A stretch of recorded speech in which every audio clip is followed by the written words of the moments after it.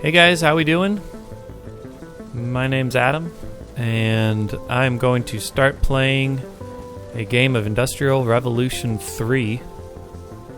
I am very excited to share this with you guys. Let's take a look at the mod list. The base mod, very important. Black rubber belts is one of the optional mods intended to be used with Industrial Revolution 3. Evolution factor indicator, Factorio library, factory planner. These are pretty basic. FNEI. These are just to plan the factory and show us the evolution and time, how much time has passed. Then we have the Industrial Revolution 3 mods, powered loaders, and ingot stacking. I've never played with that before, but should be fun. And larger lamps is another optional mod intended to be used with Industrial Revolution 3. Finally, task list. I'm not sure how much I'll use task list, but it might come in handy. I might, at the end of an episode, I might take note of what I want to do in the following episode to help stay on track. Okay, let's go start a game, and I'm going to change all these settings like crazy. If you notice the UI is bigger, I made that bigger for anyone watching on a phone. I tend to watch YouTube videos on my phone pretty frequently, so I thought that'd be nice. Alright, what I want to do with this playthrough is a desert map. I do not want any water, but actually when there is water, I want it to be massive. And also the desert will be massive. That is interesting. I kind of wonder if they changed the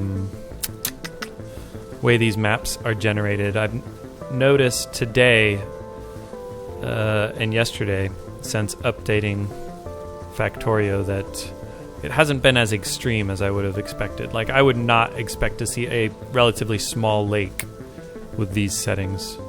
The intent is that the land area is going to be huge. And if I ever do find water, it's going to be a massive ocean that I would never, landfill or anything like that. But anyways, we'll just do another seed, and probably we won't find any water. Yeah. Okay, the other thing I wanted to do to make this a desert world, obviously, is moisture all the way down. And let's see, similar to water, we want the desert to be massive.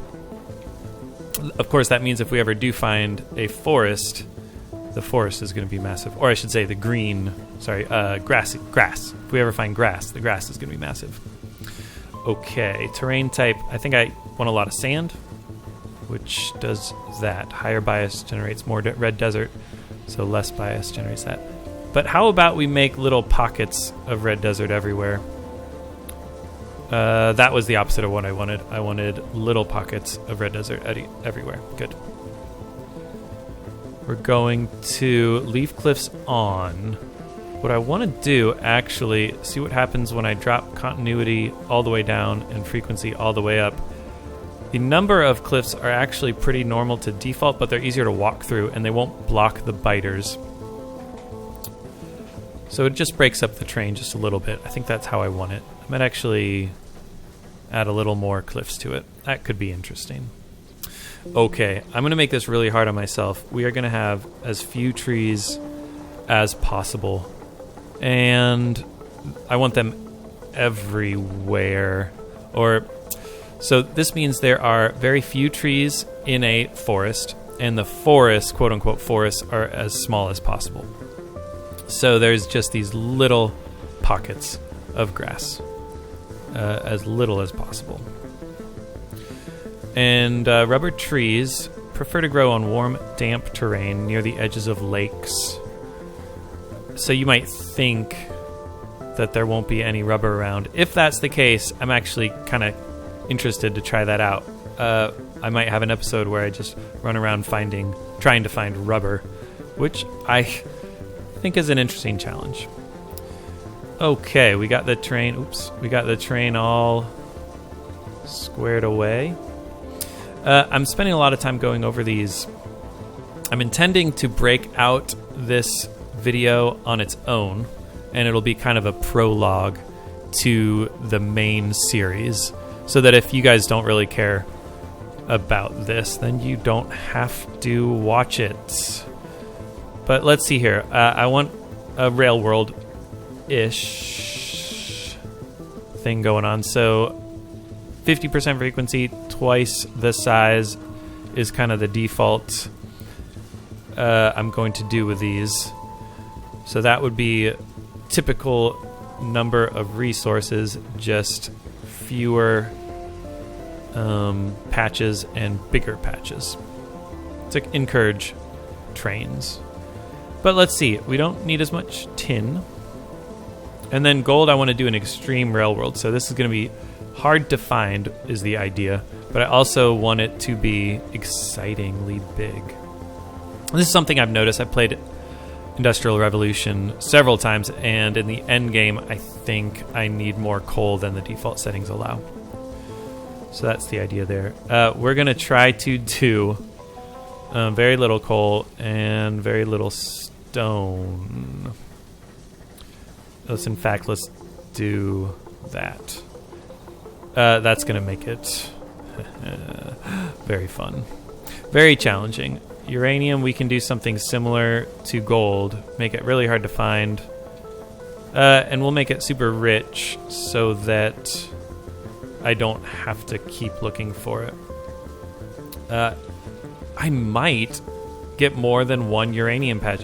See, don't you think that's kind of more interesting than just finding one uranium patch the entire time, the entire game, and not really needing to worry about it? All right, crude oil. This is desert, so let's role play this. Oil's going to be everywhere. That kind of makes oil trivial, and that's fine. I don't really care. The game's going to be challenging in other ways. This is actually a pretty good seed. I like the resources to be as close as possible. I can't tell. Is that a coal patch? No, I think that's just a little bit of red desert. This is pretty good. I don't mind that stone's a little farther away. That's fine. Oh, and then I think red desert means there might be some big rocks, which it's not as important as it is in vanilla, but I think it'll still be very nice to have. All right, enemy bases, desert world. What is a desert world? All these settings that I'm tweaking, I'm trying to make it as much of a feel of a desert world as I possibly can. So when I think of a desert world, I think of barren wasteland, which is why there's no water and no trees. And I think that pollution spreads really far. There's no hope in stopping biters from attacking by decreasing your pollution. You just need a wall around your entire base with defenses all the way around it. So, to make it feel more like that, what I'm going to do is make the biters really hard, size all the way up. I'm going to make them expand slowly, so they're only going to look close to where they already are to expand. They won't jump towards us quickly. We are going to send out big expansion parties. And at the end of the game, they are going to be expanding as quickly as possible every minute. I think this is going to be insane. All right. Now, I don't think I can win, so we're going to make this a lot easier on ourselves. I'm going to make the frequency all the way down and the starting area size all the way up. Yeah. This is possible, I think. I don't think I will lose. You never know, though. Stay tuned. You guys might think I'm going to lose. I'm going to set the maximum cooldown all the way up, just so that at the beginning of the game, I do not have to worry about it. I'm going to have enough to do at the beginning of the game. All right. What we're going to do down here is completely take away pollution factor, because I don't want to be incentivized to not pollute. I want to have a big factory that pollutes.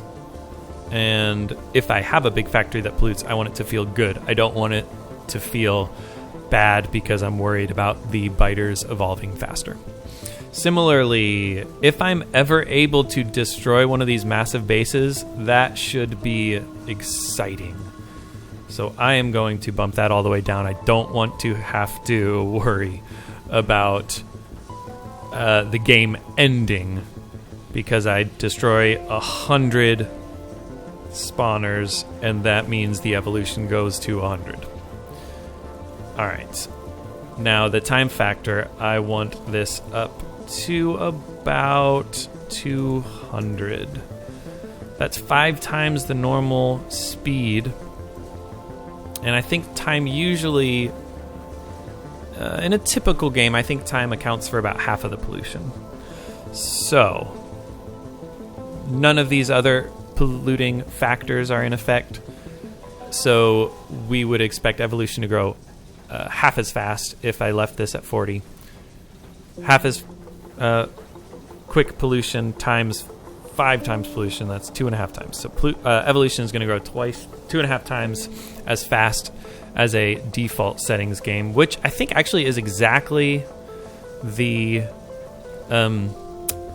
change in pollution evolution factor from a death world to a regular map. So this could be similar in difficulty to a death world, which is what I would like. And again, it's going to be easy at the beginning, so that's good. That's my least favorite time to defend, is at the beginning of the game. All right, advanced. They just updated this research queue availability to be always available, and I am going to make you guys laugh and cringe and change it. I'm like the one person who likes the research queue availability to be off. At least until we beat the game. Alright, the last settings. We've done every single setting is different, other than expensive recipes and that sort of thing, which I'm not going to touch. This is just the last bit, pollution. So again, in a desert world, pollution spreads fast. Let us tweak it a little bit. I've noticed that absorption modifier changes things like crazy. If I bump this up to 200, basically there's no pollution that spreads in your map. If you bump this down to 10%, it's just insane.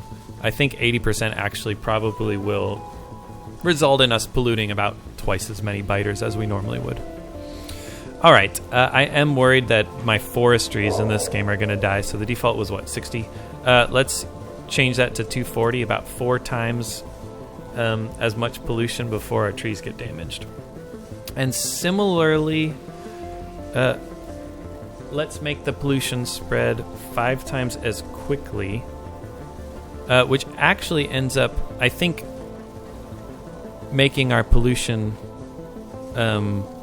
overall go down. And the reason is it spreads to more chunks more quickly, and the chunks absorb the pollution. The chunks absorb the pollution, excuse me. So, I think this is what I want to do. I kind of like this this configuration of starting resources. I don't see any like forests or water. That's pretty cool. Let's real quick scout for iron. Ooh, south is where we're going. There's gold to the south as well. And whenever we want uranium... if I remember... Oh, there is uranium to the south as well. Yeah, we might get that uranium to the south. So we'll just scout to the south to get resources, and that means we'll probably want to build a bus. I'll build it east. Build the bus east. Nab some oil along the way. That'll be great. Well, like I said, this was going to be our prologue to our series. So I'm going to end this episode 0 right here. Maybe it was interesting. Probably not as interesting as the rest of the series. At least I hope the rest of the series is more interesting than this. Let me know in the comments if you think My settings are absolutely crazy. Ooh, if you have predictions on whether this will be easy or hard, I'd be curious. I really have no idea. I haven't tried this out. Or I should say I tried out the first few minutes of it. But not enough to know whether these settings were going to be completely ham. So we'll find out. Alright guys, once again, my name's Adam. And I will see you next time as I start this playthrough.